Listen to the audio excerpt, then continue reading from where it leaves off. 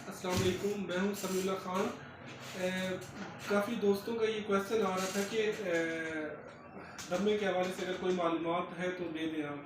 तो धब्बे का मेरा भी यही है कि इस्लामाबाद में तो ये चीज़ बहुत कॉमन है, क्योंकि जंगली शहतूत की वजह से ये काफ़ी फैल चुका है और किसी को आँख से आंसू आते हैं और किसी को दमे का मसला है, किसी के बाल झड़ते हैं। तो ये चीज़ तो भाई कॉमन है।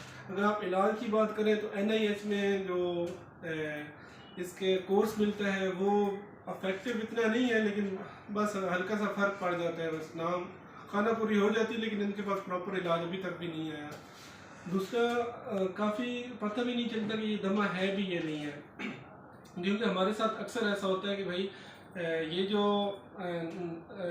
मुझे अली मेडिकल के एक डॉक्टर ने बताया था कि आपको दमे का प्रॉब्लम नहीं, बाज़ का तो आपकी ये जो नाक की साइड है ये बंद होती है।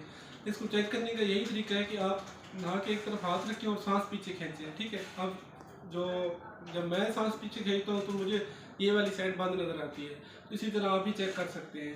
तो इसका ट्रीटमेंट करवाना चाहिए, और अब तो माशाल्लाह काफ़ी जदीद ट्रीटमेंट आ चुके हैं। और दूसरी बात ये कि यहाँ पे साइनसाइड होते हैं, इधर से जो हवा है वो फिल्टर होके पीछे जाती है, और अगर ये साइडें बंद हो तो कान में अक्सर दर्द रहता है या कभी दर्द हो सकता है, या अगर ज़्यादा प्रॉब्लम सीरियस है तो दर्द ज़्यादा हो सकता है। तो ये है कि इसका ट्रीटमेंट कराना चाहिए। और बाज़ का साइड बंद होने की वजह से छींकें भी आती हैं, तो हर छींक दमा भी नहीं होती। तो ये चीज़ है मेरे लिए। Thank you so much.